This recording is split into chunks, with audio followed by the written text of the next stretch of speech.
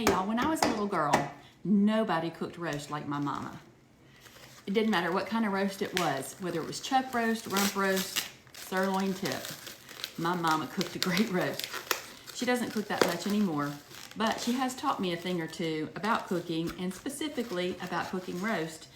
And you know, that Mississippi roast that everybody cooks with the pepperoncini peppers and the ranch dressing, that's delicious. But back in the day, we didn't have that recipe. We had the way my mama did it, which was very, very simple, but always very delicious. Now, my mom started this out on top of the stove, and then she finished it off in the oven. I don't think she owned a crock pot until I was probably a teenager. But I'm gonna do it in the crock pot today, and I'm gonna show you just how simple it is. This is a very flat roast. It almost looks just like a really thick steak, and that's probably what it is. But this is what my grocery store had on sale, and you know I don't buy beef unless it's on sale. This is a shoulder roast, and I called her and I said, Mom, can I get a shoulder roast tender? And she said, if you cook it long enough, you can. That's why I decided to cook it in the crock pot. So, Mom just sprinkled an envelope of dry Lipton onion soup mix on top. Then, I can just see her doing this. She just sprinkled water with a clean hand all over the top to moisten that onion soup mix. You don't want to wash it off by pouring water all over the top. Now, I know you're gonna say, is that all the liquid? Yes, that's all the liquid.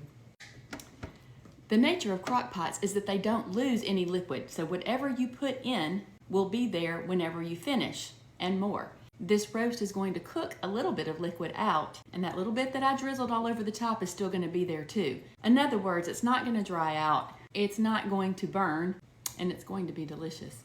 Since this is so small, I'm going to cook it on low for about 7 or 8 hours and see if it's tender then. I don't know, with this shoulder roast it may take more time, but I'll check it at 6 hours just in case. Well, I started second guessing myself, and it's a good thing I did. I was thinking, is that really all the flavor? So I called her and I said, Mom, if you were gonna cook that roast that we talked about, did you say that I only need to put that envelope of Lipton onion soup mix all over the top? And she said, let me think for a minute. No, you need to also put garlic salt, don't you remember? Well, now I do. Garlic salt all over it. Now, if this was a thicker roast, I would flip it over and put garlic salt on the other side too, but I don't think that's necessary. That was a good bit of garlic salt, just so that it can soak down into the beef and flavor it. Now we're ready. It's been cooking for 7 hours. Looks done. Let's see if it's tender. Oh yeah. And look at all that liquid, I told you. It's tender, it's juicy, not dry at all.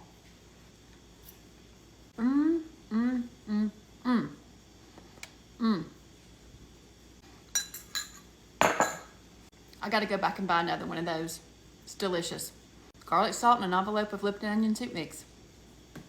7 hours later, that's a delicious roast. Okay, y'all, go have a good day.